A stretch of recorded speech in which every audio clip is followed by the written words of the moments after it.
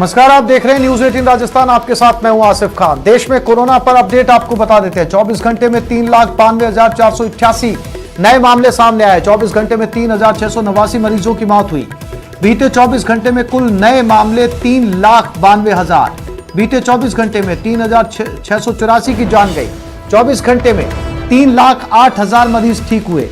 अब तक कुल 1,95,00,000 संक्रमित हो चुके हैं और अब तक 1,59,00,000 लोग ठीक हो चुके हैं। कुल मौतें 2,15,000। अभी इलाज करा रहे मरीजों की कुल संख्या 33,43,000 है।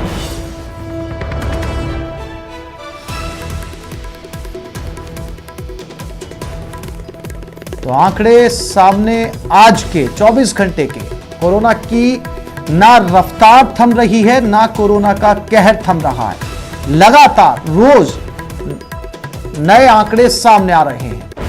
न केवल देश में बल्कि बात मरुधरा की करें तो एक दिन में 160 लोगों ने दम तोड़ दिया। एक दिन में 17,652 लोग संक्रमित हुए। जयपुर में 54, जोधपुर में 34 मौतें हुई। जयपुर में सबसे ज्यादा 3,441 केस सामने आए। 11,676 मरीज रिकवर हुए। मरुधरा में एक्टिव केसेस 1,82,000 के पार हैं।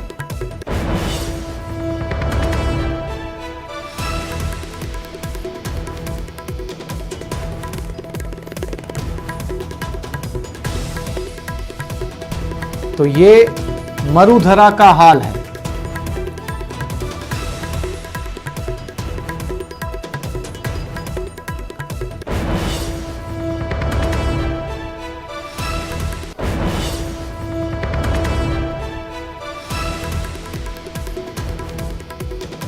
और जयपुर से इस वक्त की बड़ी खबर, जस्टिस अभय चतुर्वेदी का देहांत हुआ। कोरोना के चलते उनकी मौत हुई। निजी अस्पताल में उनका इलाज चल रहा था। राजस्थान हाईकोर्ट में सिटिंग जज थे चतुर्वेदी। अप्रैल 2019 में हाईकोर्ट के जज बने थे। इस वक्त की बड़ी खबर,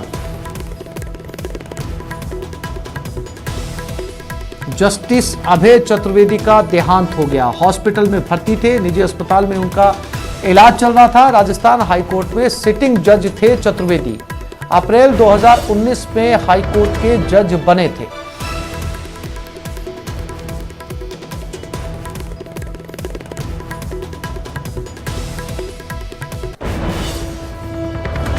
और सुजानगढ़ से ये बड़ी खबर, कांग्रेस उम्मीदवार कोरोना पॉजिटिव पाए गए। मनोज मेघवाल कोरोना संक्रमित मिले हैं।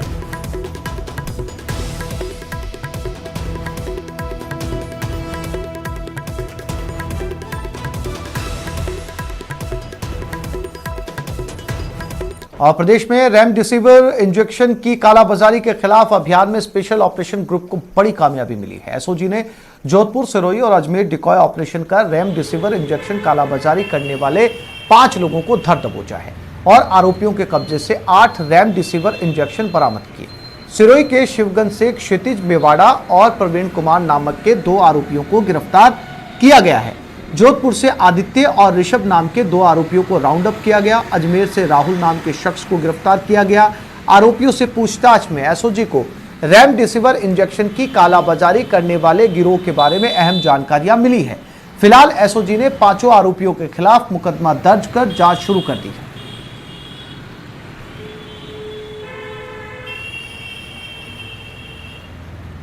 तो जोधपुर, सिरोही और अजमेर में एसओजी की बड़ी कार्रवाई। लगातार रेमडेसिविर को लेकर देश भर में किल्लत चल रही थी और इसी की कालाबाजारी के लिए एसओजी ने इस ऑपरेशन को अंजाम दिया और कई आरोपी एसओजी के हत्थे चढ़े हैं जिनके पास से रेमडेसिविर इंजेक्शन मिला भी है।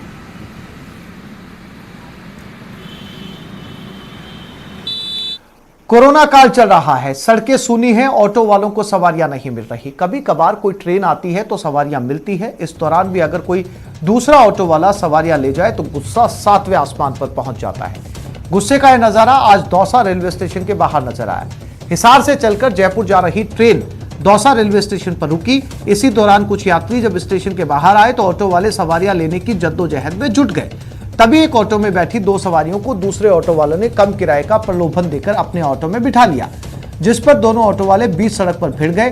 काफी देर तक बीच सड़क पर मारपीट का दौर चलता रहा। दूसरे ऑटो वाले बीच बचाव करते नजर आए। दोनों एक दूसरे को देख लेने की धमकी देकर चलते बने।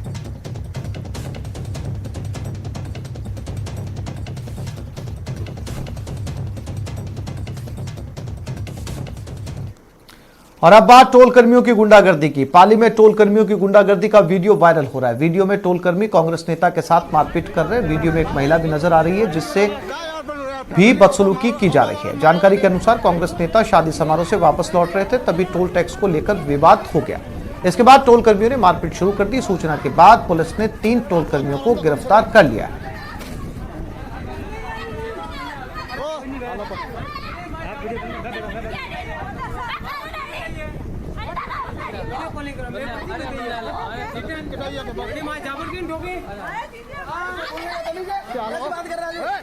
झुंझुनू जिले के चिड़ावा शहर से एक टैंकर की चोरी की खबर आई है। इस संदर्भ में चिड़ावा थाने में टैंकर मालिक राजवीर ने रिपोर्ट दर्ज कराई। गुरुवार रात करीब 11:15 बजे अज्ञात ट्रैक्टर चालक आया और अपने नए ट्रैक्टर से अटैच कर टैंकर लेकर फरार हो गया। मामला दर्ज होने के बाद पुलिस ने इलाके के सीसीटीवी फुटेज खंगाले और फिलहाल टैंकर की खोज कर रही है।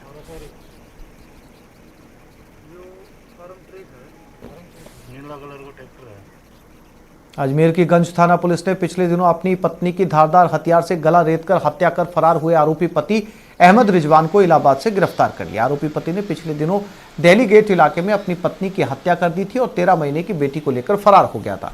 पुलिस ने आरोपी की तलाश में जयपुर सहित कई शहरों में दबिश दी। इस मामले में मारी गई महिला की मां ने पुलिस को शिकायत में आरोप लगाया था कि आरोपी रिजवान शादी के बाद से उसकी बेटी को दहेज के लिए तंग करता था और आए दिन उसके साथ मारपीट की जाती थी।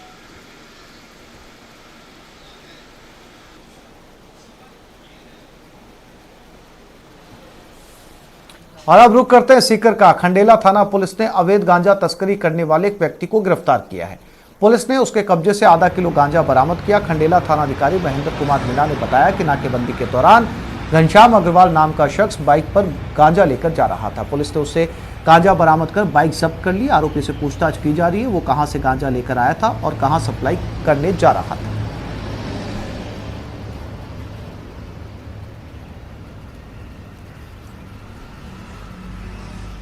प्रदेश की महिला और बाल विकास मंत्री ममता भूपेश ने मुख्यमंत्री सहायता कोष में 1 करोड़ रुपए देने के लिए मुख्यमंत्री गहलोत को खत लिखा है।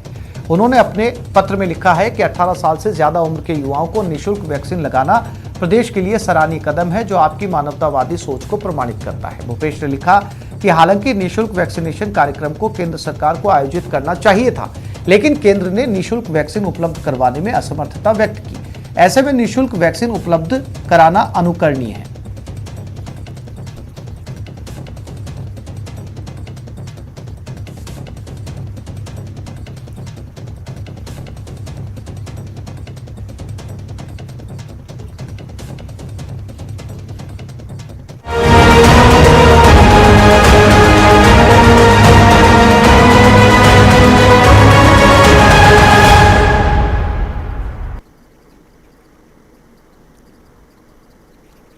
और 5 राज्यों में वोटों की गिनती जारी है। रुझानों में बंगाल में टीएमसी को बढ़त। टीएमसी 142 सीटों पर आगे चल रही है। केरल में लेफ्ट और असम में बीजेपी को बढ़त मिलती हुई नजर आ रही है। तमिलनाडु में डीएमके आगे है, पुदुचेरी में बीजेपी आगे है। तो ये 5 राज्यों की लगभग एक धुंधली तस्वीर इस समय सामने आ रही है। तस्वीर साफ होगी सटीक नतीजे आने के बाद। फिलहाल 5 राज्यों की एक धुंधली तस्वीर।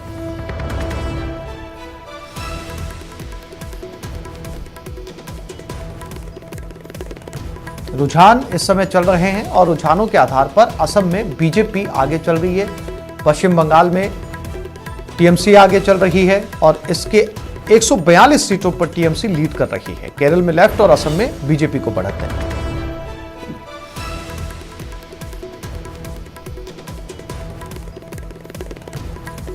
यह आसाम की तस्वीर है जहां पर बीजेपी 69 पे, कांग्रेस 36 पे, एजेपी 0 पे, अदर 1 पर।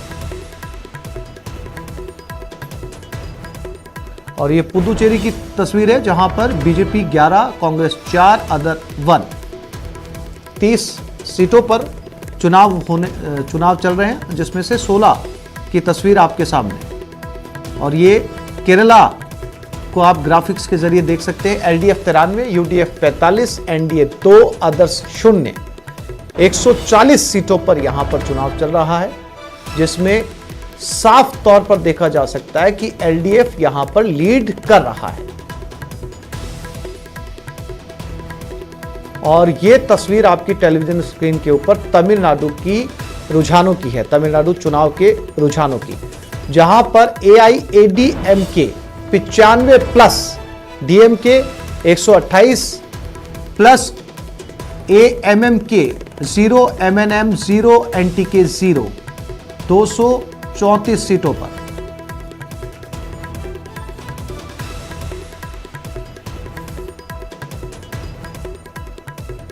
और ये है पश्चिम बंगाल की तस्वीर।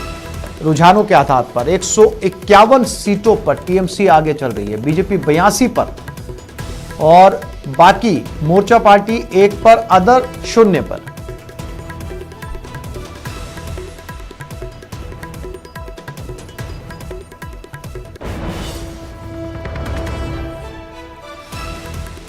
और 5 राज्यों के अलावा राजस्थान में भी 3 सीटों पर उपचुनाव जारी हैं। वोटों की गिनती यहां भी जारी है। राजसमंद की बात करें तो 6 राउंड की गिनती पूरी हो चुकी है। बीजेपी की दीप्ति माहेश्वरी अब भी आगे चल रही है। दीप्ति माहेश्वरी 1550 वोटों से आगे चल रही है। कांग्रेस के तनसुख बोरा उनसे पीछे चल रहे हैं।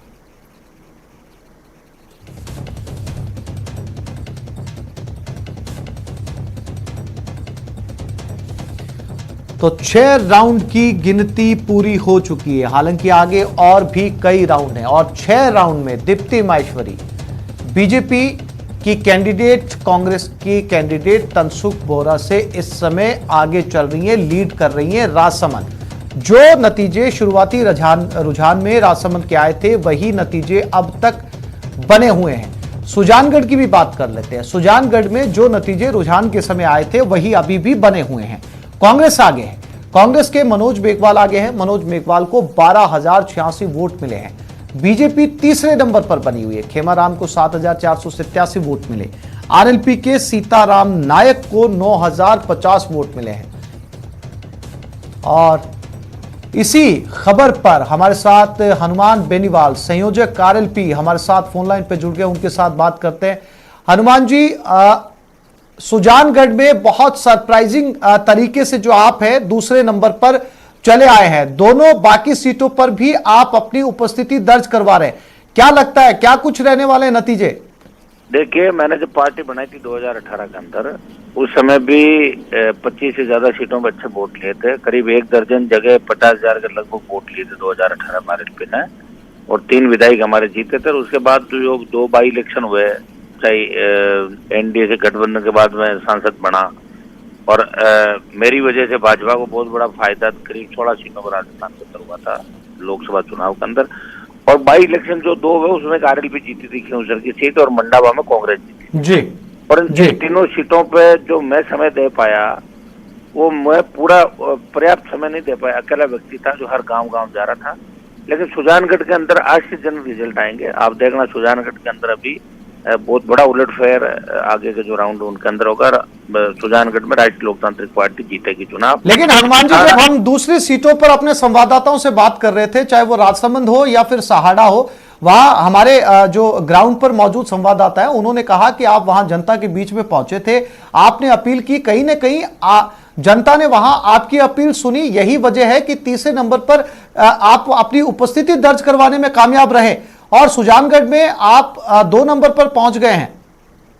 अब देखिए, 2023 में 1 नंबर पर पहुंचेगी आरएलपी राजस्थान के अंदर जी। अकेला व्यक्ति हूँ, बिना संसाधनों के लड़ रहा हूँ राजस्थान के अंदर। तीसरी सारी जितनी भी पार्टियां हैं सब मैदान छोड़ के चली गई। कांग्रेस, भाजपा, आरएलपी 3 ही लड़ रहे हैं। और निश्चित रूप से जो नौजवानों का और 36 कौम का समर्थन मिला, उसे राष्ट्रीय लोकतांत्रिक पार्टी सबसे बड़े दल के रूप में उभर के आएगी। और ये जो, लेकिन हनुमान जी, बीजेपी का ये भी कहना है, बीजेपी लगातार ये भी कह रही है कि कहीं ना कहीं आपने जो है वो कांग्रेस को आगे रखने के लिए इस तरीके के कैंडिडेट वहां पर उतारे हैं ताकि बीजेपी को नुकसान पहुंच सके। तो मेरी लड़ाई लड़ रहा हूँ, मेरी अलग पार्टी है। और पहले ही मैंने बीजेपी की जमानत जब मेरे सामने भी कराई थी खिंवसर के अंदर, मैंने पार्टी अलग बनाई, लड़ रहा हूँ अलग। जब एनडीए में 25 सीट जीते, जब बीजेपी ने ये नहीं कहा था हनुमान जी की वजह से हम जीते हैं, तब कह रहे थे मोदी जी की लहर है। और जब अब मैं वोट अच्छे ले रहा हूँ, कह दिया कि तो कांग्रेस के बी टीम के रूप में काम कर रहे हैं, हमारे वोट काट रहे हैं। इनके वोट है ही नहीं। बीजेपी तो राजस्थान के अंदर बहुत पीछे चली जाएगी, आप देखना 23 के अंदर। सुजानगढ़ में आप ये मानकर चल रहे हैं हनुमान जी की 2 नंबर पर आप नहीं रहेंगे, यहां पर आप जो है वो सरप्राइज देंगे? मैं तो 1 नंबर की बात कर रहा हूँ, 2 नंबर की बात ही कहाँ कर रहा हूँ। सुजानगढ़ के अंदर तो राष्ट्रीय लोकतांत्रिक पार्टी जीतेगी। अकेला व्यक्ति था, पूरा मैनेजमेंट से लेके हर जगह मैं पहुंचा था। जितना समय दे पाना चाहिए उतना सुजानगढ़ में मैं नहीं दे पाया, मैंने आपको बताया ना। और फिर मशीनरी का जो दुरुपयोग सुजानगढ़ के अंदर कांग्रेस पार्टी ने किया, जिस तरह मास्टर और दूसरे लोगों को डरा धमका के यहाँ पे दूसरे गवर्नमेंट कर्मचारियों को करीब आपके 1 दर्जन मंत्री और 50 विधायक डेरा डाले हुए थे। और वहां भी 2 महीने से पहले से ही मंत्रियों के नेतृत्व में, विधायकों के नेतृत्व में सरकारी मशीनरी का भी जमकर दुरुपयोग इस चुनाव के अंदर हुआ है। बिल्कुल हनुमान जी, इसके अलावा एक और बहुत महत्वपूर्ण बात है, जिस सीट पर आप 2 नंबर पर पहुंचे और आपका ये कहना है कि आप यहां पर नतीजे आने तक 1 नंबर पर पहुंच जाएंगे, वो जगह, वो जिला बीजेपी के प्रदेश अध्यक्ष का जिला आता है। उनके लिए एक साख और एक बहुत बड़ी उसका सवाल है, क्योंकि उन्होंने लगातार वहां जाकर चुनाव प्रचार किया था। वहां पर वो 3 नंबर पर पहुंच गए हैं बीजेपी। ऐसा है, 2018 के अंदर राजस्थान में करीब 25 नेता ऐसे होंगे कांग्रेस बीजेपी के अंदर, जहां मैंने व्यक्तिगत दोस्ती निभाई कई जगहों पे, नहीं तो कईयों की साख पहले गिर जाती कई नेताओं, ठीक है ना। कई लोग विधानसभा में भी प्रदेश के अंदर मेरी वजह से पहुंचे थे, कई जगह मैंने खड़े नहीं किए उम्मीदवार। कई मजबूरियां थी, मेरी पार्टी नहीं बनाई थी, एकदम तैयारी नहीं थी। पार्टी बनाने के 1.5 महीने बाद इलेक्शन थे राजस्थान के अंदर। मैंने आपको बताया ना कि मिशन 23 की बात हम करके चल रहे हैं। मैं चाहता था ये चुनाव मैं भी नहीं लड़ता, कहता था मुझे नहीं लड़ने तीनों चुनाव, तो दूसरे दलों की तरह मैं भी चला जाता। मैंने अकेले ने मेहनत की, प्रयास किया, उसका नतीजा ठीक रहा। 23 में सबसे बड़ा दल राष्ट्रीय लोकतांत्रिक पार्टी, क्योंकि अभी जो कोरोना के अंदर आपने देखा हो, जिस तरह दिल्ली की सरकार ने राज्यों को मारा और राज्यों ने मरने के लिए जनता को छोड़ दिया, आम आदमी परेशान है इन सरकारों से, दोनों से, कांग्रेस भाजपा से। और नया विकल्प राजस्थान के अंदर था, नया विकल्प राष्ट्रीय लोकतांत्रिक पार्टी देगी। हम हनुमान जी बहुत शुक्रिया हमसे बातचीत करने के लिए, जुड़ने के लिए। संयोजक आरएलपी हमसे बात कर रहे थे सुजानगढ़ सीट के ऊपर। इन्होंने दावा किया है कि आने वाले नतीजों तक ये 1 नंबर पर पहुंच जाएंगे। हनुमान बेनीवाल, संयोजक आरएलपी, जिसने सुजानगढ़ में नंबर 2 पर बढ़त बना ली है और 3 नंबर पर बीजेपी इस समय चल रही है। हालांकि हम रुझानों पर बात कर रहे हैं, अभी नतीजे नहीं आए हैं, अभी 6 से 7 राउंड की वो जो है वो काउंटिंग हुई है।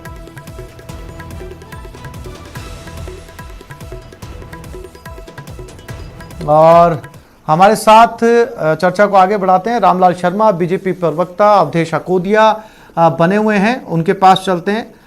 रामलाल जी, अभी हमने हनुमान बेनीवाल संयोजक आरएलपी से बात की। उन्होंने कहा कि जब हम साथ थे बीजेपी के, बीजेपी मेरी वजह से जीती, बीजेपी ने 25 सीटों पर जो है वो हनुमान बेनीवाल का फायदा उठाया। तब इन्होंने ये नहीं कहा कि जो है वो मैं किसी को फायदा पहुंचाने के लिए काम कर रहा हूं। आज जब अलग हो गया तो तमाम आरोप मेरे ऊपर लगाए जा रहे हैं। रामलाल जी देखिए आसिफ भाई, सबसे पहले तो मैं ये कहूंगा कि हनुमान बेनीवाल जी ने तीनों ही उपचुनाव लड़े हैं और तीनों उपचुनाव के अंदर एक सुजानगढ़ को छोड़ दें तो बाकी इनके उम्मीदवारों की स्थिति है। जनाधार वाली पार्टी नहीं आरएलपी। आरएलपी का कुछ क्षेत्र हो सकता है, कुछ वोट बैंक हो सकता है, कुछ एरिया के अंदर हो सकता है। अब आप आरएलपी अपना दावा इस बात का करे कि साथ सीताराम नाइक को जितने भी वोट मिल रहे हैं वो आरएलपी की वजह से मिल रहे हैं। सीताराम नाइक तो पहले भी चुनाव लड़ते हैं, पहले भी 10-12-15 हजार वोट लेते हैं, तो इसमें कोई नई बात नहीं है। वो कैंडिडेट के आधार के ऊपर भी वोट मिलते हैं, आरएलपी उन वोटों का अपना दावा करे। लेकिन मैं ये कहूंगा कि आरएलपी अगर खुद भी कहती है कि साहब 21 सांसद मैंने भारतीय जनता पार्टी की जिताए, तो ये उनकी गलतफहमी है, गलत सोच है। जनता चुनाव जिताने वाली है, जनता चुनाव हराने वाली है। जनता जो जनादेश देती है उसको सभी पार्टियों को स्वीकार करना चाहिए, अहंकार की बात नहीं बोलनी चाहिए, और जो हकीकत है वो स्वीकार करनी चाहिए। क्यों साड़ा के अंदर उनका उम्मीदवार 1000 वोट भी क्रॉस क्यों नहीं कर रहा, क्या कारण है इसका? वहां पे तो आना चाहिए दूसरे स्थान के ऊपर। ठीक है राजेंद्र आर्य जी, सवाल हनुमान बेनीवाल ने आपके ऊपर भी उठाया। उन्होंने कहा कि कांग्रेस और बीजेपी को विकल्प के तौर पर आएगी राजस्थान में आरएलपी। ये दोनों ही पार्टियां अब जो हैं वो जनता ऊब चुकी है। अभी उन्होंने न्यूज 18 से बातचीत करते हुए कहा कि आने वाले समय में राजस्थान की जनता को आरएलपी एक बेहतर विकल्प देगी।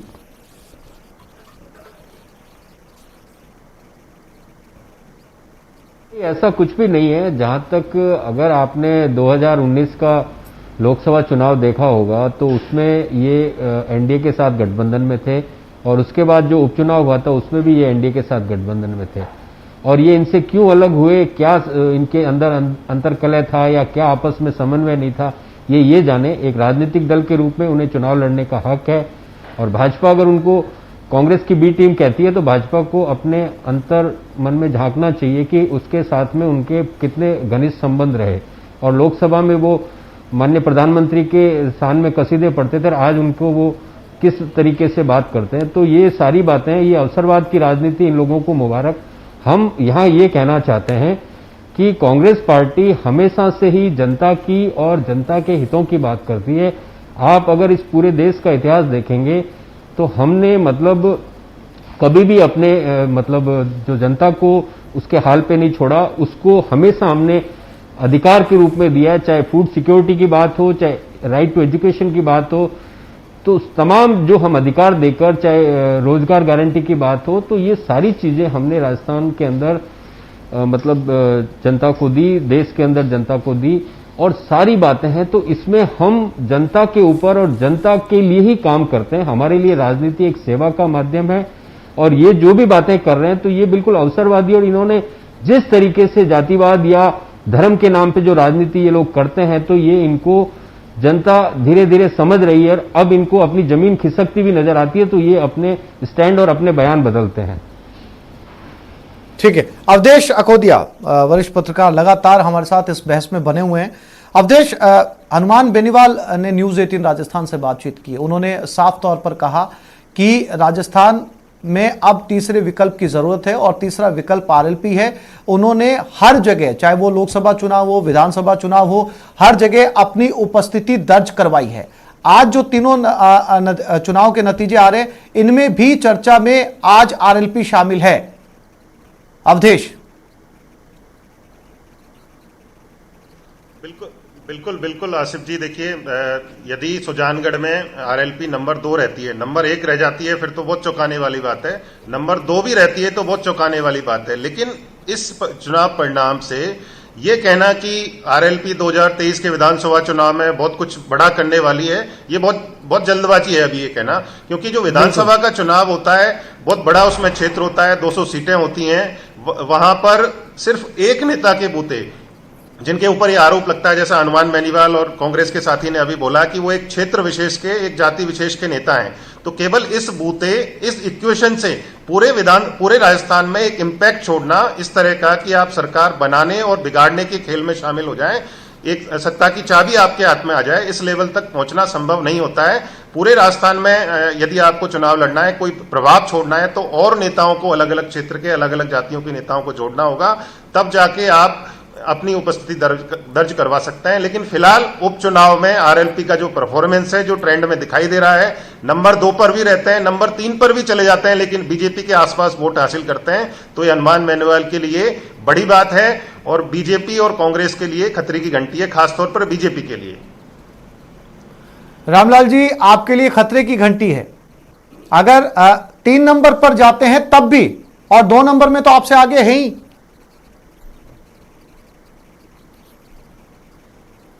चुनाव राजनीतिक क्षेत्र में मुझे भी काम करते हुए कई वर्ष बीत चुके हैं, और मैं उस पूरे विश्वास के साथ कह सकता हूं, पहले मैंने जो कहा है वही मैं अब कह रहा हूं।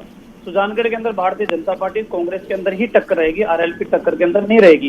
कुछ राउंडों के अंदर है, अब आगे धीरे धीरे आप देखते जाइए। अगर आरएलपी इस बात का दावा करे कि साहब हम तीसरे विकल्प के रूप में उभर कर आ रहे हैं, तो मेरे ख्याल से तीसरे विकल्प के रूप में उभर कर आ रहे हैं कि साड़ा के अंदर 2000 वोटों से भी कम वोट मिले अब तक, और 7 राउंड कंप्लीट हो चुके हैं। तो आखिरकार ये स्थिति अगर देखें तो वहां के राजसमंद की है। तो अगर आरएलपी विकल्प के रूप में होती तो तीनों सीटों के ऊपर बराबर के अंदर आती, इसलिए विकल्प के रूप में नहीं है। अब रही बात यह कि हाँ ठीक है, आरएलपी के जो नेता है वो अवसर की राजनीति करते हैं। अवसर की राजनीति करने का अर्थ यह है कि समय परिस्थिति के अनुसार देख के वो निर्णय करें। जहां तक बात कांग्रेस की है, कांग्रेस पार्टी वर्तमान में राजस्थान के अंदर सत्ता के अंदर है, और सत्ता में रहते हुए राजस्थान सरकार की मशीनरी उनके हाथ में होती है। अब हमने हमारी बात रखने का प्रयास किया, सरकार की नीतियों का, सरकार ने जो वादे किए थे उनको भी जनता तक पहुंचाने का काम किया। लेकिन साथ में आसिफ भाई, मैं एक चीज और कहता हूँ, चुनाव की परिस्थिति अलग होती है। एक विधानसभा है सहाड़ा, उसकी चुनाव की परिस्थिति अलग है, वहाँ की लीडरशिप की परिस्थिति अलग है, सुजानगढ़ के लीडर की परिस्थिति अलग है, वहाँ के मतदाताओं की परिस्थिति अलग है। तो चुनाव सिर्फ एक कारण पे, सिर्फ सरकार के फेस के आधार के ऊपर नहीं लड़ा जा सकता, या कोई ये कहे कि साहब सिर्फ मुद्दों के आधार के ऊपर ये चुनाव होगा, ये भी नहीं है। तो चुनाव के अंदर अनेक कारण होते हैं, उन कारणों को सब मिलकर उसके बाद में उसका परिणाम आता है। मेरे ख्याल से थोड़ा इंतजार हमें और करना चाहिए, 12-13 राउंड के बाद में स्थिति स्पष्ट होना शुरू होगी। ठीक है, आप तीनों मेहमान मेरे साथ बने रहे, एक छोटे से ब्रेक के लिए रुक रहे, जल्द लौटते हैं।